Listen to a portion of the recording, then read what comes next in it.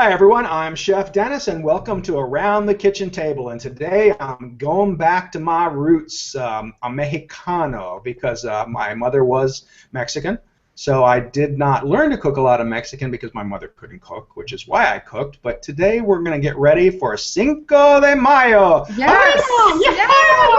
Oh, where's my hat? Where's our sombreros? This one, just when you need it. We should have got some from Maggie and Zueta. That's right. That's right. This is great. How you doing, Susan? How's New York? I'm doing good. I'm doing good. It's we talk about the weather. It's gorgeous weather. It's solid spring here. And now I'm thinking about summer foods, and I want to go right from winter to summer. I hear you. So I am ready, and I'm also super excited because we are going to go, and I want to tell everyone that you don't know what you're going to see with your plans. I have kitchen plans for you. We're going to see them today, and you have not seen them. So be nice and be pretend that you're excited. So we'll do that soon. How are you doing? Okay. That sound all right? Perfect. Okay, we're back. We're back. We're back. Okay, yes. Okay, so let's plunge right in. All right, let's plunge right in. Well, we're going to make tamales today. Or not tamales, I'm sorry, enchiladas today. I wish we were making tamales, but I don't know how to do them yet. And you're going to start very simply with a little bit of a roux. Now, red sauce, a traditional enchilada red sauce, is not real difficult to make. It's pretty simple ingredients. It's pretty straightforward. And, if you don't want to make your own, you can go ahead and buy it. There's times that if I don't have it or if I don't feel like going through the trouble, I'll simply buy a good brand of an enchilada sauce. But this is easy to make. You can double the batch, and I'll put the recipe up later, and you can freeze it. So it freezes, it stores well, so you don't have to go to all this trouble when you want to make enchiladas. You can have it done ahead of time. So I have some vegetable oil in here, so we're not making a butter roux. We're making an oil roux because it's going to be a tomato-based sauce. And for the kind of sauce we're making, we don't really want to use butter. So I'm just going to let that cook just a little bit. And do you want it to get a little brown like a typical roux? This could. This would not. There would not be a problem with this getting a little darker because it's going to be a tomato sauce. It's not necessary, but it certainly wouldn't hurt it. It wouldn't affect it. If you let it cook a little bit, you don't want to burn it, but if you let it cook enough to where you get a little more nuttiness from the flour, you get a little bit more flavor from the flour. The one thing you don't want to do with any roux is just mix it together and use it if you don't have to. Sometimes you have no choice, but if you can let it cook a little while, it's going to add flavor to your sauce. So, once you get that together, and I've got the flour mixed in, it's pretty simple. I've got some organic tomato sauce, and you could use crushed, but, you want them to be pretty thin for this sauce. You don't want it to be super chunky. This isn't like a salsa. This is an enchilada sauce. So, I've done that, and I'm going to add a little water to the cans, of course. I kind of like to use, sometimes I use the, I don't know how to say it, Muir, M-U-I-R brand. Do you know that brand? M-U-I-R. It's like a California. Right here. Is that what it is? Yep, Muir Glen Organic. That's it. Yeah, yep. And, when I'm looking for tomatoes, they make a really nice one. And the reason I did get these was because it's a tomato sauce, and it is organic. All right, so this is stored in here, and I'm just going to turn this down just a little bit. And now I'm going to put in my spices. And the spices you can almost set to your own taste. But the basic spices for these I have in here is garlic, onion, chili powder, dried oregano, cumin, and some brown sugar, and of course salt. Oh, nice. I'll season it up with salt and pepper a little bit more as it's done to see if it's needed. I know it's going to need salt, but I didn't put any more pepper in it because actually I'm a little bit of a wimp when it comes to heat. So I'm not always looking for something to be that spicy. Now you can see it's starting to bubble already. It's getting hot, and it's actually a little too thick. So what Let me ask you, the garlic, is it fresh chopped garlic, or is it dried, or what it is? All the spices were dried. Okay. Now, for this sauce, you don't need to use it. Of course, if you want to start with onions and garlic, you can, and either strain it or puree it. Or if you're using, let's say, you just want to use crushed tomatoes. I'm going to show you how to make a salsa verde in a minute. And if it was just crushed tomatoes, you could, of course, just throw it in a blender or throw it in a food processor when you were done and make it nice and smooth. This enchilada sauce should be kind of smooth. So that's pretty much it. That's it. Enchilada sauce. Okay, that was easy. Wow, tastes good. And what I did add was some chicken stock. Oh, good. Because I want to thin it out. And the chicken stock helps add a little flavor. So this is all we're going to do for an enchilada sauce.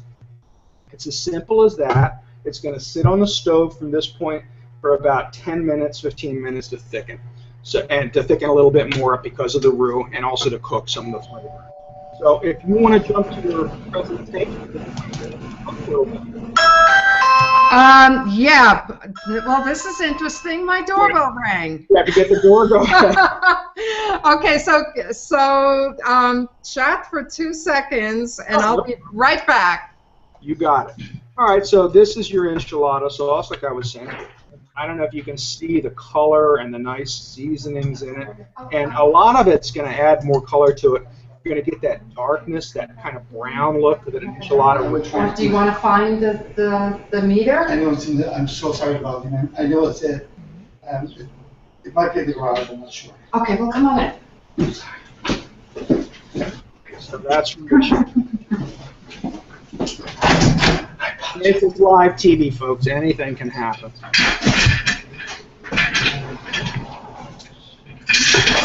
Now I'm turning it to medium low.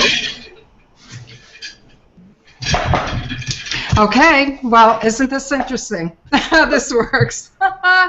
Okay, you ready for me? I'm ready. Let's do it. Okay, so I'm so excited because today I'm going to do the big reveal of some preliminary plans. Now, if you remember 2 weeks ago when we talked about Chef's Kitchen, I talked mostly about shapes and forms. Shapes and forms where you just sort of, it's the very beginning and you want to see where things go and how the space will flow and so forth, so on and so forth.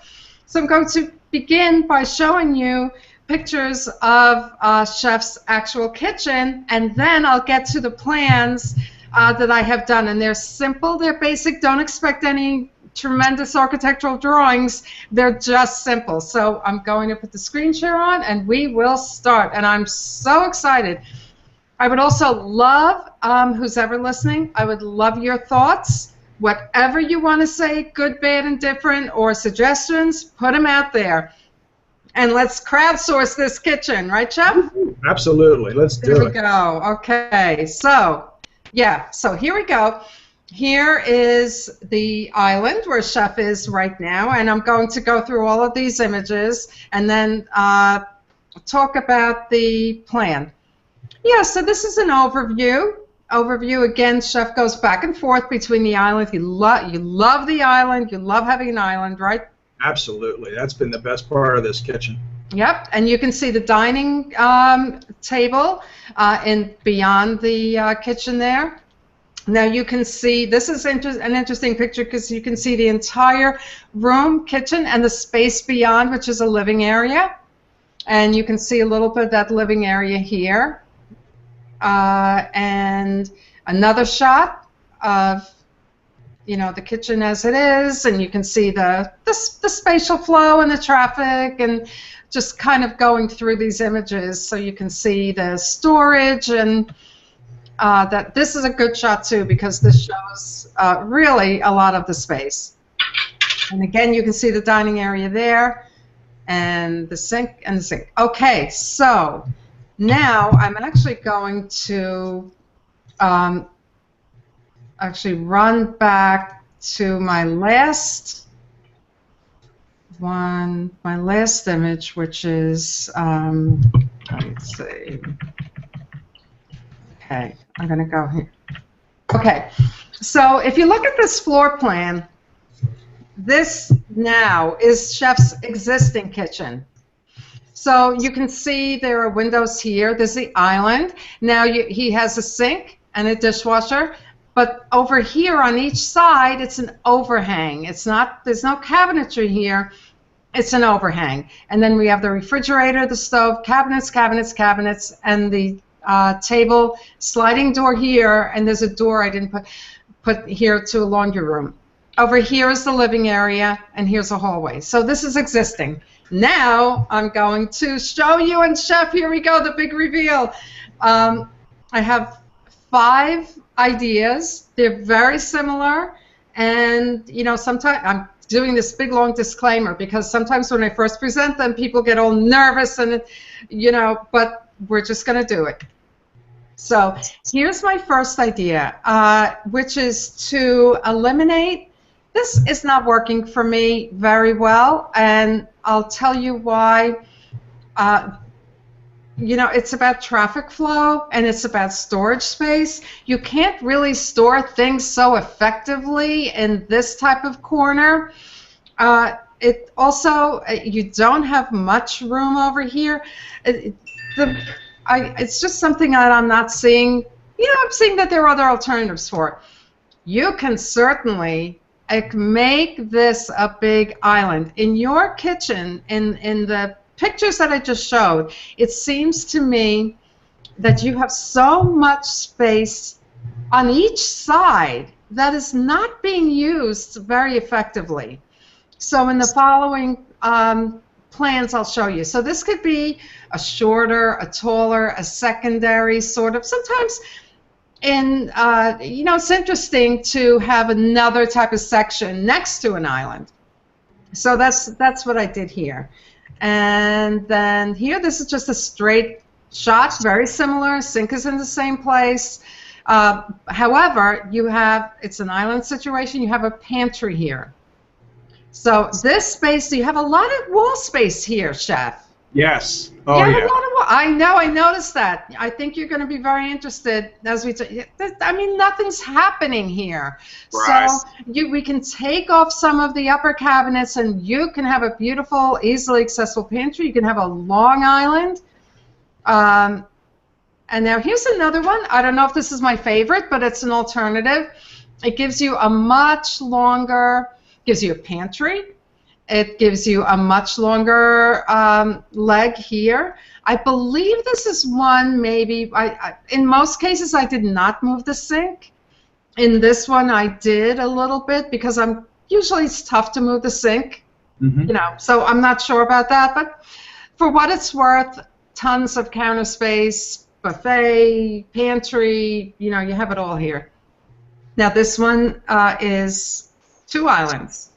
Yeah. Sometimes people like 2 islands. It could be extra storage. It could be, you could have a whole butcher block. This could have a butcher block top on it. So this could be prep. And no, you would not walk between here, but you can clean between here. So that's very much like this one, except this one is attached. And this, actually, the sink is moved here. The sink is not moved over here. Okay. And this last one here is something, I actually did this in another kitchen where you're kind of featuring and kind of making a sort of formal yet casual yet separate definition between the dining area. And this is the only dining area you have. Is that correct? That's correct. Except for outside. Right. Okay. So by doing something like this, you can add storage and you can kind of feature this area. Instead of an eating kitchen, it almost looks like a separate dining area.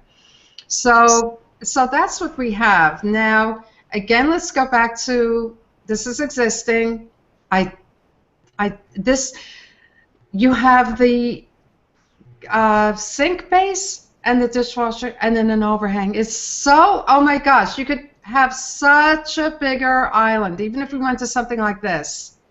Yeah, I love the idea of a bigger island because there's so much going on here. Okay, what do you think about eliminating the peninsula, the leg? I think that's a good idea. I know Lisa will probably like that. That'll really open up the flow here. Yeah, I think that's a good one. Mm-hmm. Any other comments on? Well, you really gave me a lot to think about, things that I hadn't even thought about. I also like the idea of the double island, and I'd like to see some pictures of how that works, because that could be really cool too. I mean, that gives you more room. I love having the centerpiece, and I've even thought about moving the stove over to here, but that might wreak havoc with my venting system and all that. So. Yeah, in fact, that is one thing. Even keeping the appliances where they were, we still had a lot of options, to tweak this kitchen. I didn't think you wanted to, move them, but I certainly could. Next go-round, I could move everything all around if you'd like. Yeah. I would say yes, but we just had a new roof put on here, and I would be afraid to move the venting and cut into it. Might cause more problems than it's worth. So as long as I have the island and I have an induction burner that I use, like, 'cause when I'm cooking for guests, having the stove behind me is not a big deal. It's fine. Good. And I see, I don't know, I'm leaning towards something like this, because what if this were, the top were butcher block? How would you feel about that? That might be pretty cool, going along with the rest of the countertops, because it'd be a nice place to serve at. It'd be a nice place to take pictures at. That's for sure. Well, it's a prep. I'm thinking of it, for prep purposes, chopping, actually using it, and then this. Go ahead. As a chef, I don't use wood very much. We kind of got in the industry. We kind of got away from that just because of how hard it is to clean and to keep sanitary. It's mostly for show these days. I mean, in a commercial or in a real working kitchen, you really don't use wood anymore. So I would probably use it more as a showpiece than a work piece. But maybe you should. But see, maybe you should use it as a work piece, because then maybe, the knife marks to me would add character. You wouldn't have to go looking for a. You wouldn't have to go looking for a chopping block. It's there whenever you want it. It's there. So, just something to think about. Absolutely. Another way of working, and I'll tell you something. There have been some studies with butcher block wood countertops that there's a natural organic sanitizer within the wood that keeps the wood more sanitized than, say, a plastic chopping block. Yeah. Of course, you'll hear both sides, but I actually had a wood chopping block in a drawer. It was a pull-out drawer. Oh my gosh, I used it for everything. So you're prepping and chopping, you'll have to give some thought to. Go ahead. It would be a lot more convenient, that's for sure. And it would look nice. That is, let me think. And again, a lot of times I'm visual. If I can see a picture of something and how it actually goes, that's when I go, oh yeah. So. Now, when we look at this again, I mean, look how inefficient. If you see over here, Chef, you're not even utilizing this space here. I know. It was not well thought out. The thought of the flow is good, but it just wasn't put together well. Yeah. So, I'll go through these again, and this is just a plain island, big, but big. And I didn't make this longer because I put a pantry here. We'll see where we could, but we could take the pantry away and then make it even longer. Something like that, I gotta show to Mama, because she's the one that says, yes, you can have something on that wall. Oh, no, I'll forward these to you separately. And you know what? This is the beginning, and then I'll let you go back to yours. Next week, I'm going to start putting cabinets in. Maybe you'll pick one in the next week, and then we'll begin to see elevations, and we'll see perspectives like I showed you 2 weeks ago, remember? Very cool. So this will come to life next week, if you can make a decision by next week. I'm so excited. How excited are you? Can I answer your question? Yes, it does. I love it. Thank you so much. That My is just pleasure. amazing to see something. And you know, it's the first time anyone's ever given me any input on putting something together too. So this is, you know, usually a chef gets a kitchen, they'll ask you what they want, they never do what you want, you know, and then the kitchen's done and like, oh, well, that really doesn't make sense. So thank you so much. Oh, you're welcome. I love the process. And you know what? It may be how you feel about teaching. I love it. I love the collaboration. I love the give and take. And, you know, as a designer and maybe as you as a cook, as a chef, you walk that line between I don't want to push, but yet I don't want to yes you. I want to suggest, and then you make it your own. That's so perfect. I love the process. So good. Thank you so much. Yeah, I'm excited. I am very excited. Good. Me too. So it's been a long time coming, and it's going to be a show place when it's done. Yep. So take it away. Where are you at? Okay. Well, the red sauce is basically done. It's simmered. It's cooked. It's got some excellent flavor. Oh my God. Okay.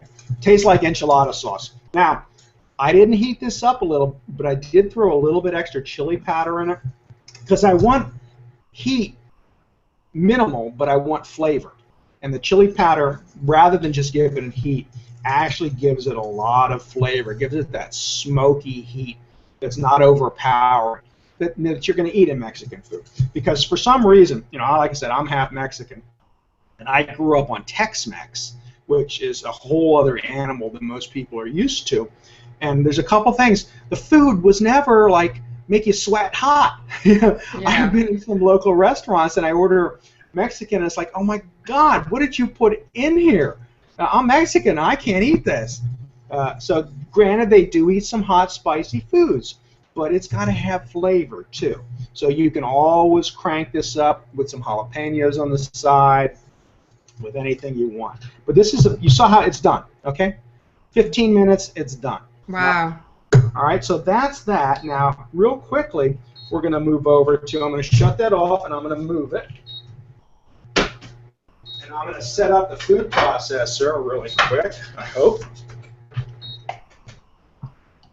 Maybe we'll put that over here.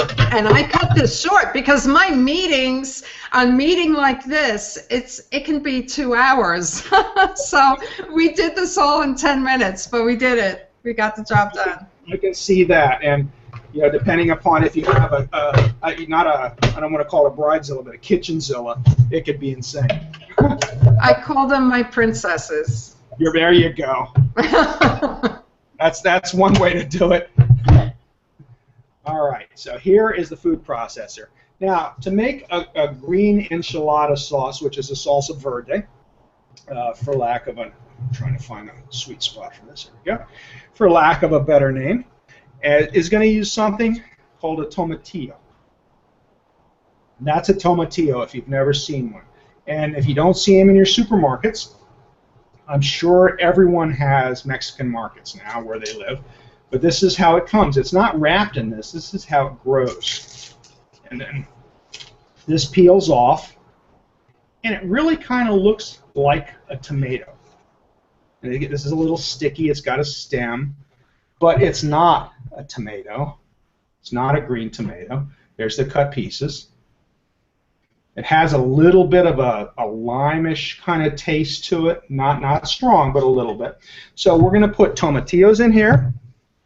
And we're going to put, I have a poblano pepper, and I told you the story of me forgetting to wash my hands, but we won't go into that after I cleaned the poblano pepper. Oh, yeah. So, I mean, we're going to put all that into the blender, and it's got, let me think for a minute. Okay, tomatillo, and then I sauteed up some onions and some garlic.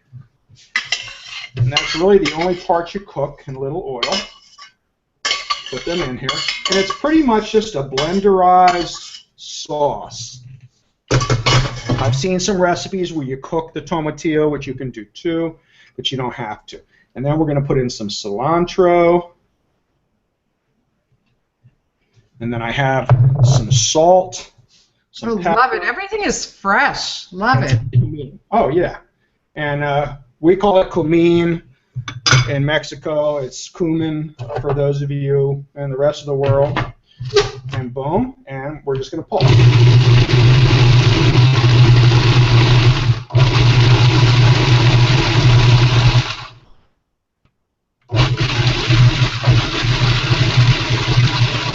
Okay, and that's basically a salsa verde.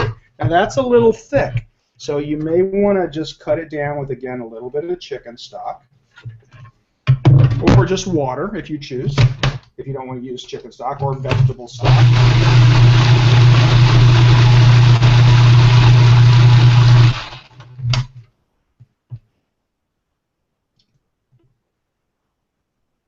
Very nice. And this is a salsa verde. You can use it as a dip. That poblano gave it just enough heat where it's not going to kill me. It's great for chips. It's not really a salsa, so I don't want you to think that. But this is more of a sauce that you're going to use for. That's great. That's great for a change to have it as a dip. Great. It seems like it would be great for the summer. It's good for the summer, and you could squeeze a little bit of lime in here. It doesn't need it, and it's not real bright green. It's kind of a pale green. You can also put some bell peppers in it if you want. It's almost like a seasoning sauce made. It's featuring the pepper, but the tomatillo is the base of it. So again, it's like a salsa, but it's not. And this is a sauce you could also use if you wanted to make green enchiladas or just on any other dish. It's a lovely. Looks great. Looks really good. And that was pretty quick, so you saw how fast that was. So now all we have to do is put our enchiladas together. And there's one part of that we did not do, and that is just preparing the tortillas. And so for that, there's a couple trains of thought on that. When my grandmother used to make enchiladas for me, she made them very simply. She would send me to the grocery store in the corner for red tortillas. Now, I haven't seen red tortillas in ages. I don't think I've ever seen them. They were the same basic tortilla. They were just had a reddish color. And whether they were made that way from paprika or chili, they weren't hot, they weren't spicy, they were just red. But that's what she always made enchiladas with, was a red tortilla. So that's how I knew she was making them. So she'd send me to Alejandro's on the corner, and Harold was like 5 years old or something with the money to buy red tortillas and usually Longhorn cheese. I remember that growing up. And Longhorn is kind of like a cheddar, but it's not. It's I wonder if it's like Monterey Jack. It's in between the two, I think. Yeah. So, I did not buy any Longhorn, but what I did buy for today was I bought a combination of Monterey Jack, some Mexican cheese, and cheddar. So it's a nice flavorful. And I also have some queso fresco, which is some fresh Mexican cheese, which comes usually like this. And it's in a block. It's almost like, I would say, close to a Mexican feta maybe, but it's not at all that tangy. It's kind of mild compared to. You could probably only get that in that's not widely available, is it? You'd be surprised. More places are selling Mexican because the Mexicans have immigrated to the United States so much, and pretty much if there's restaurants, there's a community of Mexicans working in those restaurants. So you'd be surprised. They want to eat what they're used to, how available they were. You might even find small things of it in your super fresh or ShopRite or Wegmans. I'm pretty sure Wegmans sold it. So the whole key to this is getting this oil hot enough, and this oil really wasn't hot enough. So we're going to let that go just a little bit longer. We'll get rid of that. It's kind of like making pancakes. You know, that first one you throw away. Right. But now, the corn tortilla, you could use, if you sauced it enough, you could use it uncooked. It's not going to quite be the same. But you want to let the oil get pretty hot. And then you're just going to give it a real quick fry. Now, the enchiladas my grandmother used to make me were simply chopped onion and cheese. And she would throw them in this oil, get a little heat on them, cook them a little bit, and then roll them up. And as fast as she could make them, I would eat them. And as like a 5-year-old kid eating raw onion, it was never even a thought. It was just something that I did. Okay. There we go. So that's hot enough. Now I'm not getting them crispy. Mm-hmm. I'm just cooking them just a little bit, and then I'm going to put them on paper towels and let them just kind of get some of this grease out. This is something you can do. Just be careful with them because they will tear pretty easily. Russell, that is quick. Yeah, I'm just giving it a brief little cook. I mean, the longer you cook them, you can cook them a little longer if you want. But I'm just really, because the corn is done. It's not like it's raw. I'm just going to do a few of these. And I would imagine it enhances the flavor. Has to be enhanced by doing that. Yeah, oil, is you're cooking it just a little, so it's not raw to begin with. But I mean, it just has a little more flavor. It's a little more. It's easier to work with. You just don't want to let them get into like crunchy state. So we're just going to do a few so I can show you how to make them. So I'm going to move this off the heat. Turn this off. That's off. Okay. So we've got the tortillas done. Unplug this so it doesn't keep beeping. There we go. Let me grab some more paper towels. I know when we used to do these, I would layer them in between because, of course, 6 is just like kind of an appetizer. So. Yeah, that's true. But Lisa won't be eating these, and in my thin dieting days now, 6 is probably enough for today. Oh, Lisa won't be eating those? No, she doesn't like Mexican food. Oh, okay. Crazy as that seems. Now, I did get her to eat. Remember, we made those buffalo. What was it? I forget what kind. Was it buffalo shrimp tacos or whatever I made one time on the show? Oh, she loved those. So that was like unbelievable. I got her to eat them. But normally, if it's a tortilla, she doesn't want to look at it. Now, she loves Spanish food. Oh, I love Spanish food. I love Spanish food. Yeah, yep. Like tapas. I like it both. I love it both. Yep. Okay, so she loves those. So here we go. Let me get something to roll them on. All right, I'll put them here. All right, very simply, if we're going to make enchiladas, there's a couple ways you can go. All right, now you can use chicken. Now what I did was the perfect thing is like if you've got a roast chicken that you picked up somewhere, use that and just pull the meat off of it. I actually had some chicken breasts I cooked, and I cooked them with chili powder, cumin, little garlic, little onion, little salt and pepper. And I got those roasted chickens, that's the easiest thing to do. Yeah. I mean, tacos, anything you want to make with them later. So a basic enchilada would be the queso fresco, the chicken, and the cheese. And that's really all it's going. Now I'm going to put a little fresh onion in here too because I like onion. And these are Vidalia sweet onions, so they're not real biting. So that's it. And then I'm just going to roll these up. And these are fat enchiladas. You won't always see them. I mean, restaurants seem to make them really, really thick because I think they want you to feel like you're getting your money's worth out of them. Yeah. But so that would be those. And then if I wanted to make something different. Now, these are yours. You can fill them with whatever you want. I've got some pinto beans here. Okay, hand them to me. Hand me one. I wish I could. I'm going to put a little corn in here. And then some fresh cheese, the queso fresco, a little bit of onion. And how about a little bit of cilantro? Just to make these nice and vegetarian. Okay, and then I'm going to roll these up. That's great to have a kind of like a diverse selection. Love it. Now, this is something you could do, like if you were having a party.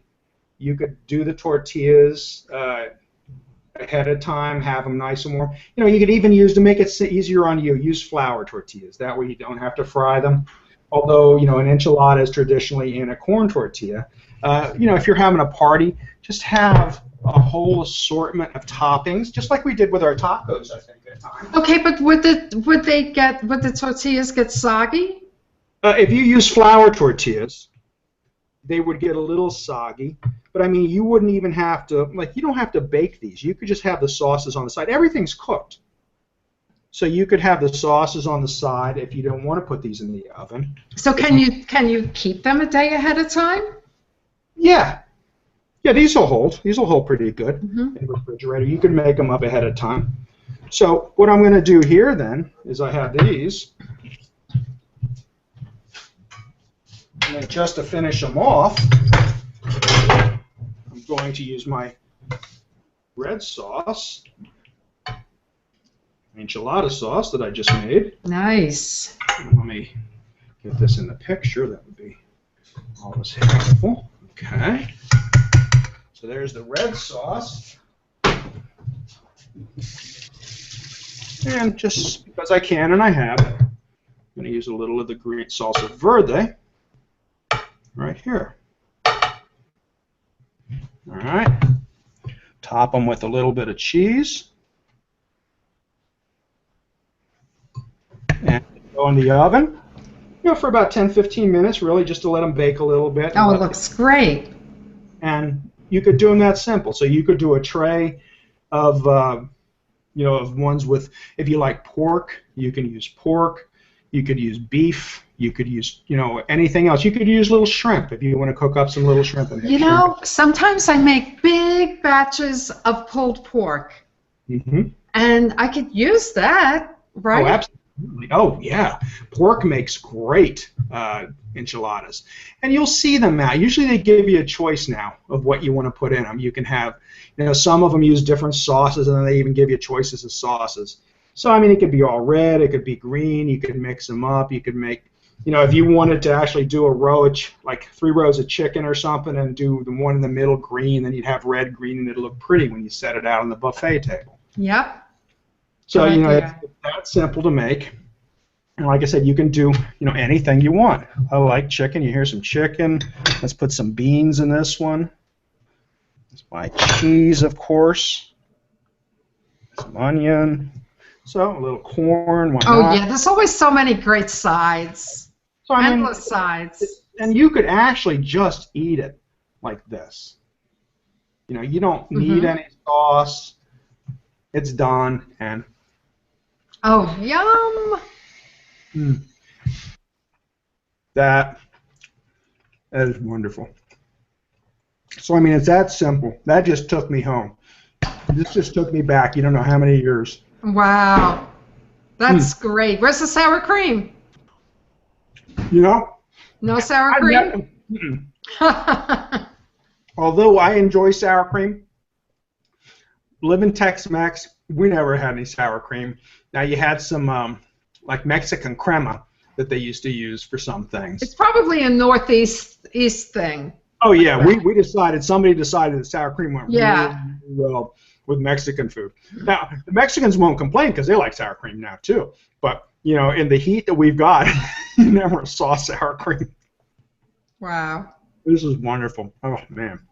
So I'm going to bake the rest of these. Have them for lunch. Good. That is the first time you just grabbed it and ate it. You just couldn't resist. That is, wow. And I'm telling you, just the cheese and the onion, I may make a few with just them too while I'm waiting for these to bake. But it's that simple. It's that different. You know, you can make anything you want, and it doesn't have to be just for Cinco de Mayo. It can be to make an evening just a special, other than just tacos.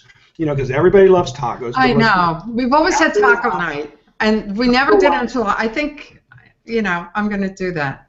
And you know, like I said, you use the small hand soft flour tortillas. You can just heat them up a little bit and send them out. Put all the toppings out on a little buffet, and everything doesn't have to be scalding hot. You know, and just have fun, have a good night. You can heat the chicken up, heat that. In fact, you could heat the chicken up in a little bit of the sauce if you wanted to, in the enchilada sauce, or buy a can of a sauce and heat it up in that, and then that'll be your flavor for everything else.